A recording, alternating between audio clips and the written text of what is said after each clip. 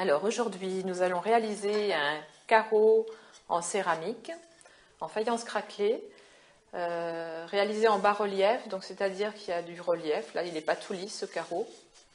Alors pour ce faire, il va falloir de la terre, la matière première, donc de la terre grise. Enfin, celle-ci est grise, on peut prendre de la terre de faïence, de toute façon. Celle-ci est grise, c'est de la terre de Saint-Amand-en-Puisaye, de la terre de grès, qui est légèrement chamottée. Donc la chamotte, c'est de la terre qui a été cuite déjà une première fois, pilée et rajoutée à la terre pour lui donner de la résistance, enfin à la cuisson. Ensuite, nous avons besoin d'un carreau, voilà, éventuellement, pour le calibrage et le format. 2 petits tasseaux d'environ 1 cm, 1 cm et demi. Un rouleau à pâtisserie, en bois de préférence. Un couteau un peu lisse, enfin sans dents. Un fil à couper le beurre, c'est pareil. Bon, moi j'ai mon tampon de ma signature. Un petit couteau qui me servira à sculpter dans le carreau. Un clou. Un cure-dent. Et bon, un petit outil en bois comme ça. Je m'en sers pour faire les narines en fait. Ensuite, 2 planches de bois qui soient suffisamment larges pour recevoir le carreau dessus. Et je prends une petite tournette. Bon, ça c'est pas indispensable, mais ça aide. Voilà. Alors, la première étape, d'abord on prend le fil à couper le beurre, on va dire, et on coupe un morceau suffisamment gros pour réaliser un carreau de 20-20. Donc je prends un morceau à peu près comme ça. Voilà. Voilà. Une fois qu'on a notre carré de terre, il faut l'écraser. Alors, bon, moi je l'écrase à la main. Voilà. Bon, j'ai une super machine qui s'appelle une croûteuse. Mais là, on ne va pas l'utiliser. Donc on écrase avec la paume de la main et non pas avec les doigts, ni le haut des doigts. Et on pense à retourner la terre pour qu'elle soit bien écrasée et régulière partout. Voilà, on obtient quand même une épaisseur qui est un peu plus grosse que le tasseau, donc c'est très bien. On met les tasseaux de chaque côté, voilà. On ne colle pas les tasseaux contre la terre, on les écarte bien parce que quand je vais passer le rouleau, en fait la terre va s'écraser, donc il faut quand même une certaine distance. Donc je pousse le rouleau, voilà. Je recommence dans l'autre sens, et ainsi de suite. Mais il ne faut pas avoir peur d'appuyer avec les bras, parce qu'en fait, on a beaucoup plus de force. On recommence l'opération jusqu'à obtenir l'épaisseur du tasseau.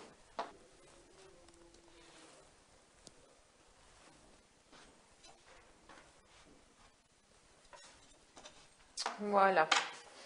Donc on y est presque. En fait, il faut que le rouleau roule sur les tasseaux. Apparemment, là, il n'y a pas de problème. On est à la bonne épaisseur. Je prends un rondeau en bois. Bon, là, il est rond, peu importe, pourvu qu'il soit de la même grandeur. Je soulève ma terre sans la pincer, toujours, avec délicatesse. Et je la pose sur ma planche de bois. Ensuite, je prends le couteau qui est bien lisse, sans dents. Je lisse ma terre. Voilà. Je prends la matrice du carreau. Donc là, j'ai vraiment beaucoup de terre par rapport au carreau que j'ai choisi, mais c'était plus simple pour expliquer. Donc je mets mon carreau au centre. Je prends mon petit couteau. Je découpe le contour du carreau, voilà, en collant bien les parois.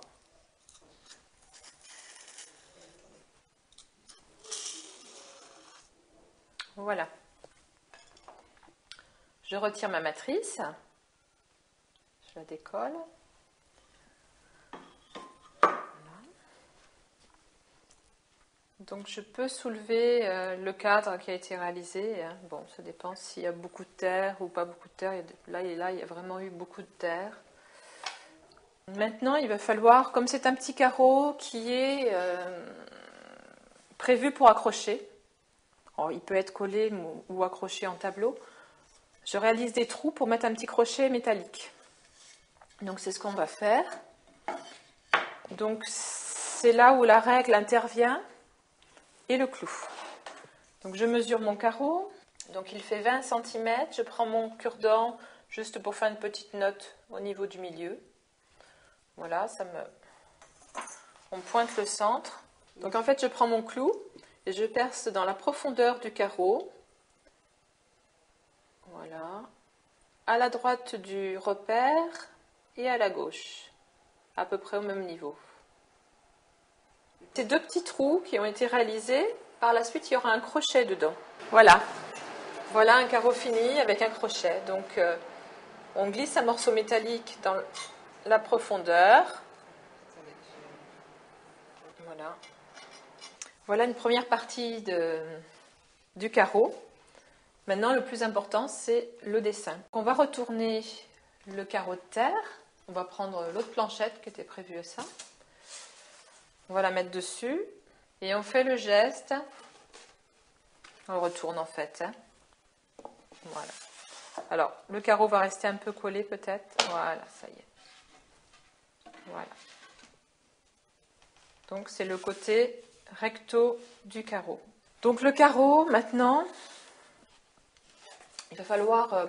bon, moi, je prends la petite tournette, plus simple. Il va falloir réaliser un dessin dessus. Donc, aujourd'hui, on a choisi un visage. C'est ce qu'il y a de plus rapide à faire et de plus simple, on va dire.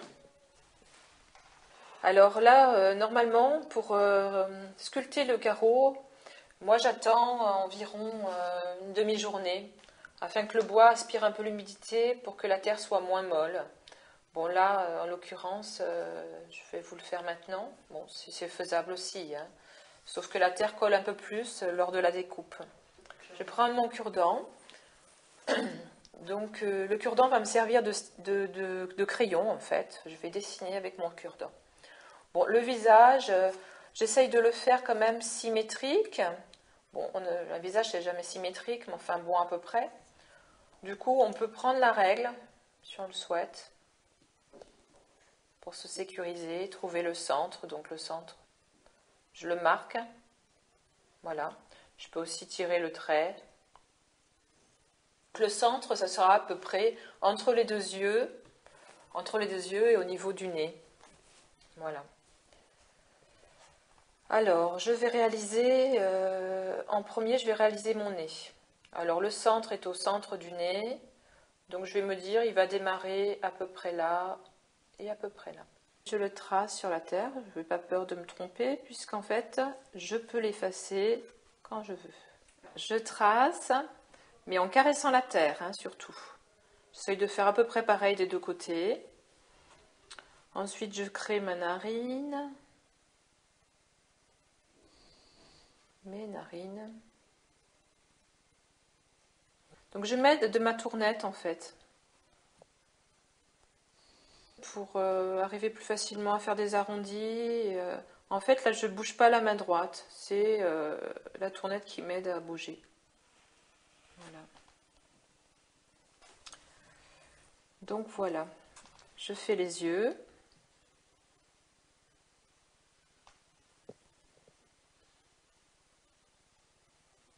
Ensuite la bouche. Ensuite, je crée les yeux, toujours en caressant la terre. Je vais lui faire un regard par là. Donc, voilà. Voilà, mon carreau est dessiné. Donc maintenant, bon, j'efface le petit point du nez, là, c'est pas très joli. Maintenant, il va falloir découper, en fait, pour créer des reliefs. Donc, découper les contours pour donner une profondeur lorsqu'on mettra les couleurs. Donc je prends mon petit couteau. Alors le couteau sert à créer le bas-relief. Donc en fait je le tiens toujours la pointe vers l'extérieur du dessin. Je tranche la terre, pas dans toute la profondeur parce que sinon mon carreau serait percé. Toujours la pointe vers l'extérieur et je suis mon contour de dessin. Je vais mettre avec la tournette aussi. Hein. Voilà. Là j'ai fait le nez. Ensuite, pour créer le bas-relief, il faut que je retire le surplus de la terre. Donc j'ai rentré ma pointe vers l'extérieur du dessin. Maintenant je fais le contraire. Je rentre ma pointe vers le dessin en fait. Déjà jusqu'à l'œil. Je soulève le surplus. Voilà. Donc on voit déjà une profondeur. Il y a un décalage là. Ensuite on continue pour tout le dessin. Donc, je vais mettre toujours avec la tournette. La pointe vers l'intérieur du dessin. Sans rentrer dans le dessin bien évidemment. Voilà. J'enlève le surplus. Ensuite je prends mon petit outil en bois. Voilà. Donc je vais percer, je vais faire des, enfin je vais pas percer, je vais faire des narines, réaliser des narines en appuyant tout simplement, comme cette forme elle ressemble un peu à une narine, enfin j'appuie un peu dans la terre. Voilà. Donc je fais 2 fois puisqu'il y a 2 narines. Dans la profondeur. Mon carreau est en partie, je retrace un peu le rond des yeux. Est en partie fini. Maintenant, il peut aller au séchage. Pour sécher un carreau, il est conseillé de le compresser. Sinon, avec la température, il va gondoler. Donc, l'air va passer au début sur les côtés et ça va faire un décalage et le carreau ne sera pas droit. Donc, si on veut vraiment un carreau droit, il est conseillé de mettre une planche de bois, par exemple comme ceci, au-dessus et du poids. Alors du poids, ça peut être des poids de balance, n'importe quoi, des pierres, enfin ce qu'on veut. Le séchage, on va dire, il faut compter une semaine quand même, une semaine de séchage compressé. Alors lorsque le carreau sera fini et bien sec, parce qu'il ne faut pas une seule goutte d'eau dans la terre pour la cuisson, sinon le carreau il explose. C'est pareil qu'une bulle d'air, si vous avez une bulle d'air, enfermez une bulle d'air dans votre carreau, il va finir exploser dans le four. Quand le carreau sera bien sec, je vais prendre ce genre de petit tampon Jex, voilà, et je passerai délicatement dessus pour poncer, pour enlever tous les petits morceaux de terre qui dépassent et qui font pas beau quoi en fait. Et aussi le contour pour pas qu'il soit coupant. Donc je passerai le tampon Jex comme ça quoi. Voilà. Alors le carreau, au bout d'une semaine de séchage, on l'a mis dans ce four, qui est un four électrique adapté pour les potiers, bien sûr. Vous ne pouvez pas faire ça dans votre four chez vous. Donc c'est un four électrique qui a monté en température tranquillement jusqu'à, on va dire, 400 degrés, 500 degrés. Et arrivé à 500 degrés, il est monté un peu plus en puissance, jusqu'à 1000 degrés. Donc le carreau là est cuit à 1000 degrés. Ce qu'on appelle cette cuisson, cette première cuisson s'appelle un biscuit. Voilà. Donc là, nous allons sortir le carreau du four et on va voir le changement qui s'est produit. Je défourne. Alors pour défourner bien sûr le four, il faut que j'attende qu'il soit minimum à 200 degrés. Donc là, il est monté à 1000 degrés, il a mis 7 heures pour qu'on obtienne cette température. Et il faut compter à peu près 7 heures pour qu'il refroidisse. Donc il y a eu 14 heures d'écoulées. Donc je mets mes gants qui sont quand même des gants spéciaux qui résistent à la chaleur. Parce que là, à l'intérieur, il doit faire encore 200 degrés à peu près. Donc j'ouvre mon four. Là, c'est assez lourd. Je n'ai pas fait de système encore pour l'ouverture. Donc c'est un four électrique, hein, j'ai oublié de le préciser. Donc le carreau, je le sors. Et voilà. Vous pouvez constater le changement de couleur déjà. Donc il est devenu rose à 1000 degrés au lieu d'être gris. Donc maintenant c'est un carrelage en fait, hein, qui n'est pas émaillé, qui est brut. Voilà. Après la première cuisson, on va l'émailler. Alors pour l'émailler, moi j'émaille au pinceau. Donc on dit que c'est un émaillage à la goutte parce que je prends une goutte d'émail et je la pousse. Bon, il y a différentes techniques. Certains potiers émaillent au pistolet, par trempage. Enfin, il y a différentes techniques. Donc la mienne, c'est comme le peintre, c'est au pinceau. Il est conseillé de mettre des gants parce que les métaux lourds qui sont dans nos émaux vont directement dans le sang et ça peut être très très nocif. Comme nous utilisons de la silice, des plombs, des bariums, différentes choses. Voilà. Alors pour ce faire, normalement, il est conseillé aussi d'utiliser un masque à cartouche pour les petites particules volatiles. Bon là, je ne vais pas le mettre juste pour émailler un carreau, mais il est important de se protéger. Alors l'émail, moi je prépare ma propre émail. C'est-à-dire, je fais un mélange, une recette savante que je ne vous donnerai pas là aujourd'hui. Donc, une recette savante avec de la silice, des feldspaths, des frites, des choses organiques, minérales, naturelles, enfin, voilà. À ce mélange qui s'appelle une couverte. Donc, cette couverte, tout ce mélange, ça va me faire la glaçure. Donc, ça va faire briller l'émail. J'y ajoute des colorants, donc des colorants spéciaux céramiques.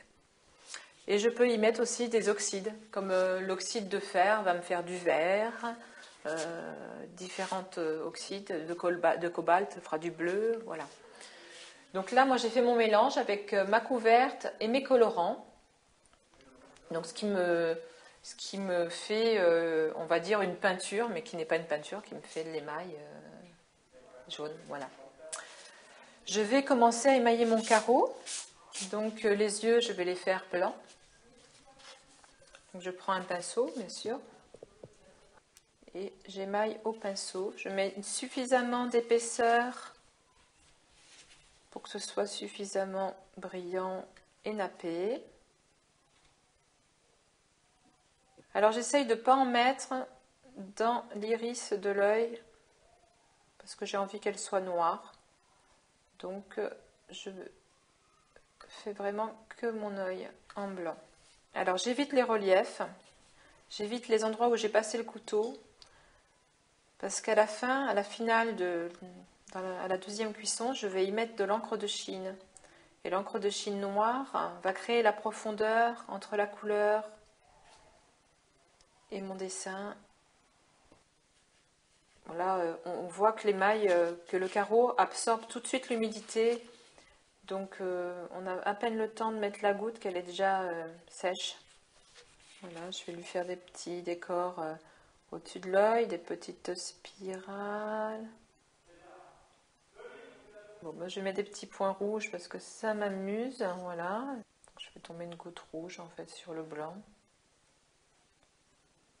Lorsque mon carreau sera fini, donc quand on émaille, les couleurs sont très pâles. Quand elles vont cuire, recuire à 1000 degrés, parce qu'il y aura la même opération de cuisson, donc 7 heures de cuisson jusqu'à 1000 degrés, 7 heures de refroidissement.